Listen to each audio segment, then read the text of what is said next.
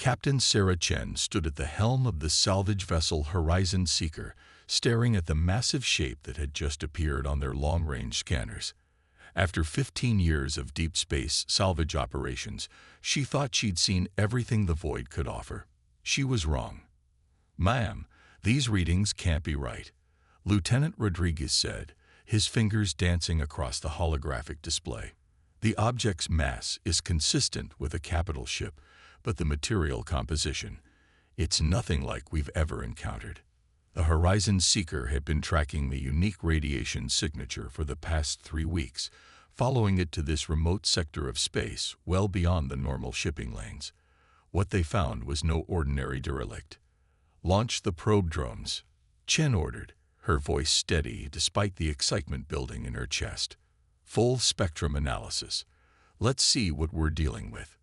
The drones deployed, their small forms gliding through the darkness toward the mysterious vessel. As their sensors began transmitting data, the bridge crew fell silent. The ship was massive, easily 3 kilometers long, with a design that defied conventional spacefaring logic. Its hull seemed to flow like frozen mercury, with no visible seams or joints. "Captain," called Dr. Emily Nash, their xenotechnology specialist. "The ship's outer layer. It's responding to the probe's scanning beams. The material is actually shifting at the molecular level." Chen leaned forward, studying the real-time footage. "Responding how?" "It's learning, adapting its structure to deflect our scans more efficiently with each passing moment. I've never seen anything like it." Before Chen could respond, a new alert sounded. "Energy spike," Rodriguez shouted. "Something's powering up inside the vessel." "Defensive positions," Chen ordered, but the surge had already passed. Instead of weapons fire, a signal began broadcasting on all frequencies. It wasn't any recognized language, but rather a complex mathematical sequence. Dr. Nash's eyes widened as she analyzed the pattern. "It's a primer, Captain. Like the ones we send out on deep space probes. It's teaching us how to communicate. Can you respond?" Nash worked furiously at her station. "Yes, but there's something else. The mathematical patterns, they're not just communication protocols. They're engineering schematics, showing us how their technology interfaces with itself. It's like it wants us to understand it," Chen finished. The ship's massive form hung in space before them, its hull now rippling with subtle patterns of light. Chen had participated in first contact scenarios before, but this was different. This wasn't just alien technology. It was technology that wanted to be found.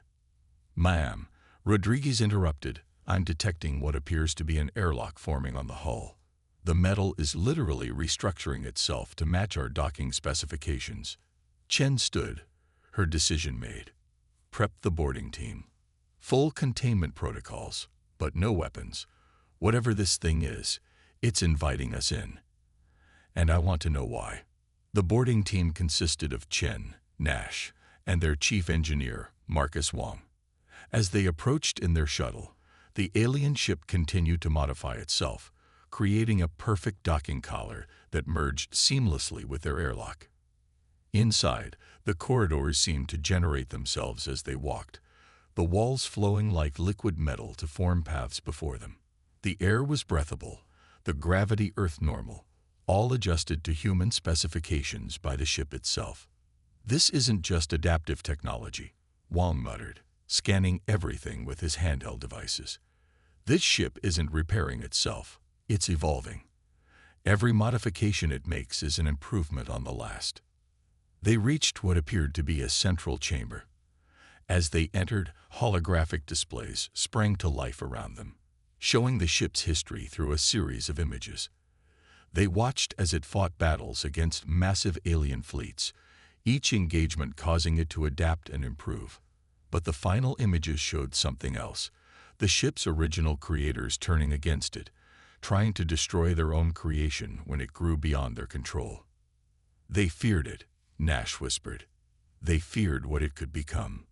"No," Chen replied, understanding dawning as she watched the final sequence. "They feared what it could become with the right partners. She pointed to a recurring pattern in the ship's code structure. It wasn't looking for just anyone to find it. It was waiting for us. A new hologram appeared, showing Earth and its colonies, then displaying the ship's long journey to this sector. It had been watching humanity, studying them from afar, learning about their capacity for innovation, their ability to adapt, their drive to explore and understand rather than simply conquer. It chose us, Chen said, her voice filled with wonder. But why? The answer came in a final series of images. Massive alien fleets, unlike anything they'd seen before, approaching from the edges of known space. The ship had detected them years ago. An invasion force that would overwhelm humanity's defenses, unless humanity had help, unless they had a ship that could evolve. Send word to command, Chen ordered. Tell them we found something that's going to change everything. As if in response, the ship's systems hummed to life around them, ready to begin a partnership that would reshape the future of both human and machine. 3 days after discovering the alien vessel, the Horizon Seeker's crew had made remarkable progress in understanding its systems. Chief Engineer Wang hadn't slept more than 4 hours total, too fascinated by the technology that seemed to anticipate their every question. It's not just responding to our inputs, he explained to Captain Chen during their morning briefing. It's extrapolating our intent. Watch this. He placed his diagnostic tool against a wall panel. Before he could activate it, the panel reconfigured itself, exposing exactly the systems he planned to examine. The ship's learning curve is exponential, Dr. Nash added, pulling up a holographic chart. Each interaction teaches it more about human problem-solving methods. It's not just adapting to us, it's integrating our approach to technology with its own. Chen studied the data scrolling across her display, any sign of why its original creators abandoned it. Nash and Wang exchanged glances. That's complicated, Nash replied. We found more records in the ship's database.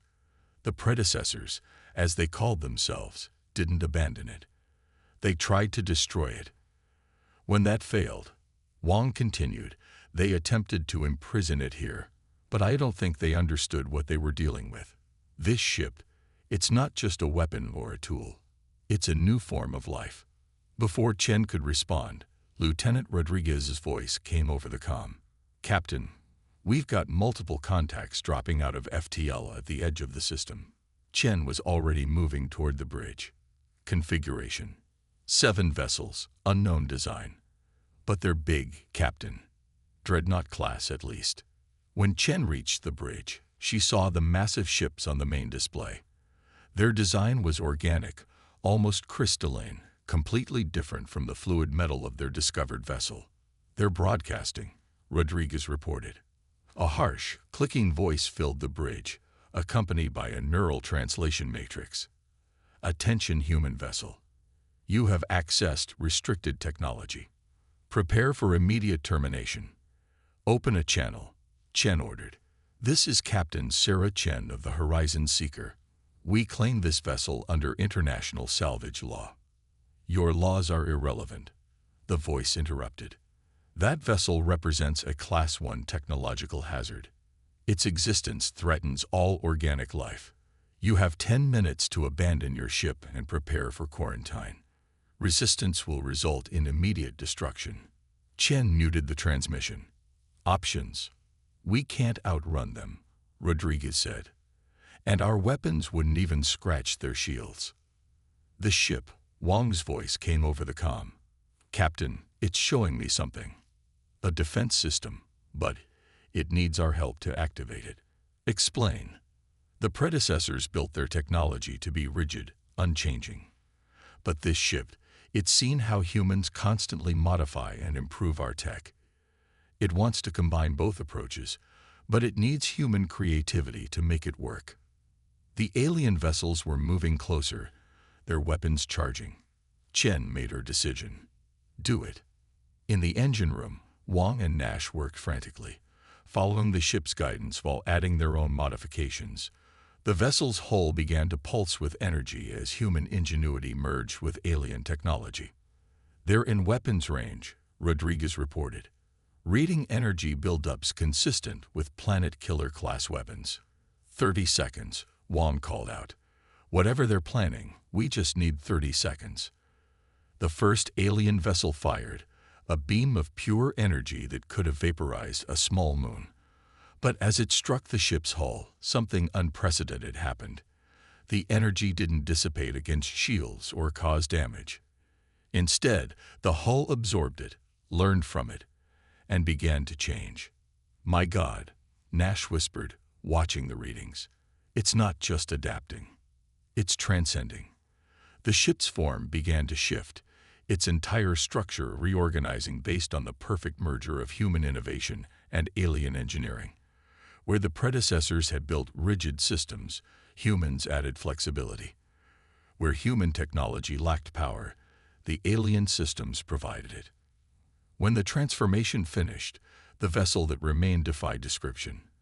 It was neither fully alien nor human, but something entirely new. Multiple weapons locks, Rodriguez reported, then paused. Wait, they're powering down. They're retreating. On the main screen, they watched as the alien fleet fled, jumping to FTL so quickly they left quantum wake distortions. Chen turned to Wong's image on the comm.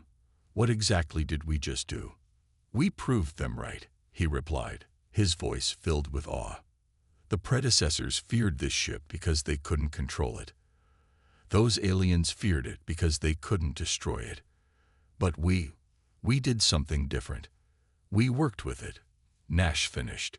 Captain, I don't think this ship was waiting for someone to control it or destroy it. It was waiting for someone to collaborate with it. Chen looked at the transformed vessel they now inhabited, feeling the subtle hum of power that spoke of possibilities yet unexplored. Send word to Earth Command, she ordered. Tell them the future just arrived early.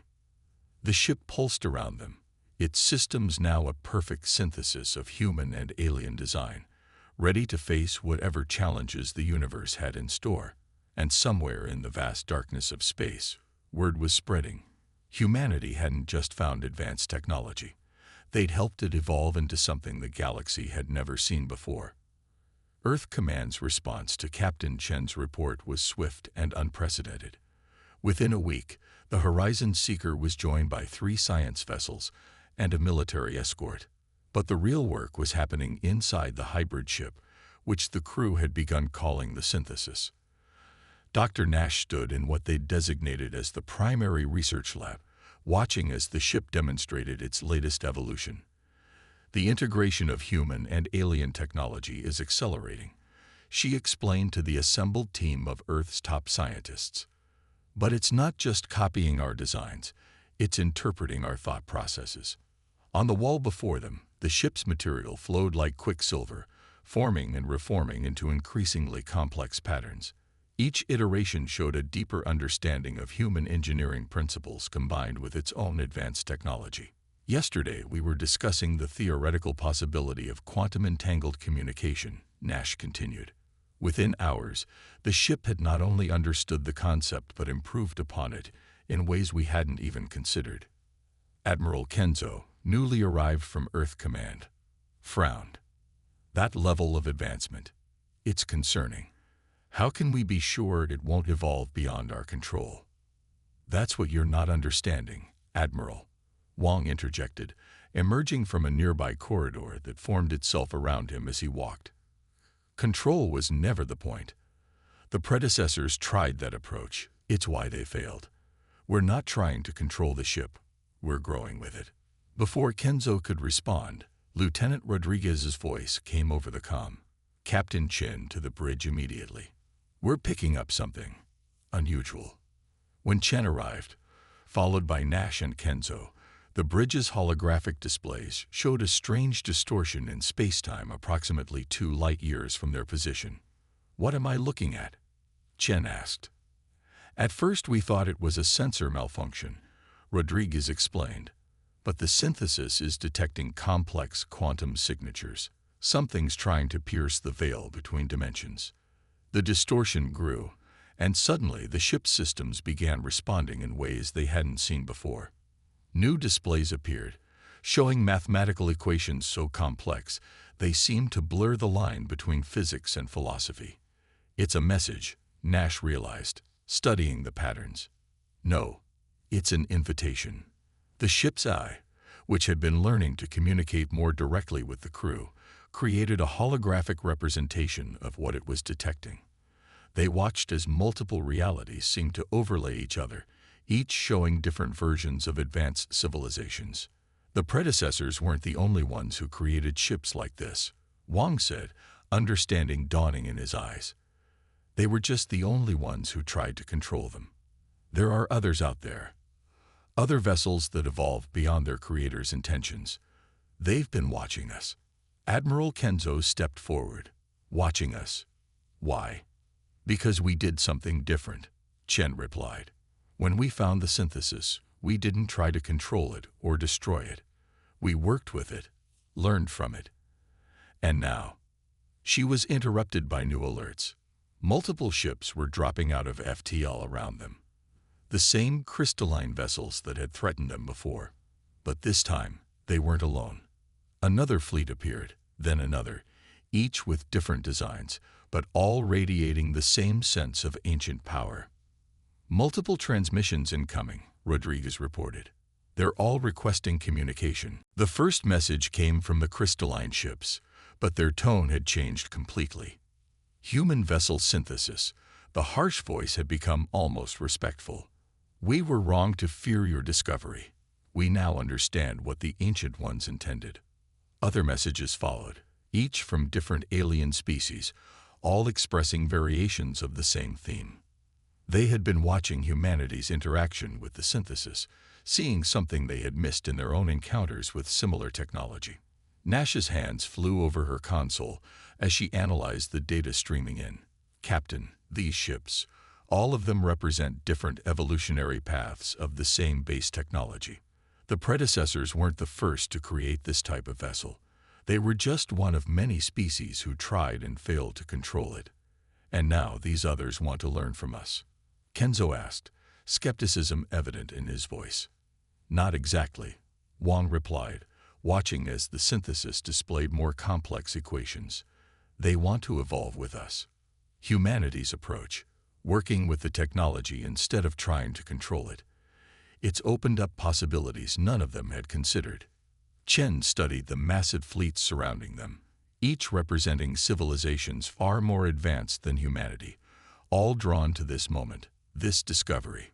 Send word to Earth Command, she ordered. Tell them the galaxy just got a lot more interesting. The synthesis hummed around them, its systems continuing to evolve and adapt, not just to human understanding, but to the possibility of collaboration with multiple species and technologies. As the various alien vessels moved closer, not in threat, but in shared purpose, humanity found itself at the center of something unprecedented, a technological renaissance that would reshape the understanding of life itself. And somewhere in the quantum realm, other vessels stirred, awakening to new possibilities as the barriers between organic and artificial, between creator and creation, began to blur in ways that would forever change the course of galactic history. The dimensional ripples had been growing stronger for days. Captain Chen watched from the synthesis' newly evolved observation deck as reality itself seemed to shimmer around their assembled fleet. What had started as a single hybrid vessel had become something far more significant, a gathering of civilizations united by a shared discovery. The quantum signatures are intensifying, Dr. Nash reported, her voice tense. Whatever's coming through, it's bigger than anything we've detected before. The combined fleet, human, crystalline, and a dozen other alien designs, had arranged itself in a defensive formation around the synthesis. They'd spent the last week sharing knowledge, each species contributing their unique understanding of the evolved technology they'd all encountered in different forms. Multiple breaches forming, Rodriguez called out. Whatever's on the other side, they're not trying to hide their approach. The first tear in space-time dwarfed anything they'd seen before. Through it emerged a vessel that seemed to defy the laws of physics, a ship that appeared to exist in multiple dimensions simultaneously. Behind it came others, each more impossible than the last. "We're being hailed," Rodriguez reported. "The translation matrix. It's having trouble processing the signal." When the message finally came through, it wasn't in words or images, but in pure concepts that bloomed directly in their minds. The beings on the other ships were ancient, entities that had evolved far beyond the constraints of normal spacetime. They called themselves the Architects. "They're the original creators," Nash whispered, awe in her voice as she processed the information flowing through the synthesis-enhanced communication systems. Not just of these ships, of the technology that led to them. They seeded the galaxy with it, waiting to see which species would understand its true purpose. "And what purpose is that?" Admiral Kenzo demanded. His answer came in a cascade of images and sensations. The Architects had discovered something vast and terrible approaching their galaxy. A force that devoured not just matter and energy, but consciousness itself. They had spent millennia preparing for its arrival, creating the seeds of technology that could evolve into a defense against it. "That's why the ship chose us," Wong realized. The predecessors, the crystalline species, they all tried to use the technology as a weapon. But humanity. "We saw it as a partner," Chen finished. "We didn't try to force it into our image. We let it help us evolve alongside it." The Architect's message continued, showing them what was coming. The void between galaxies was not empty as they had believed.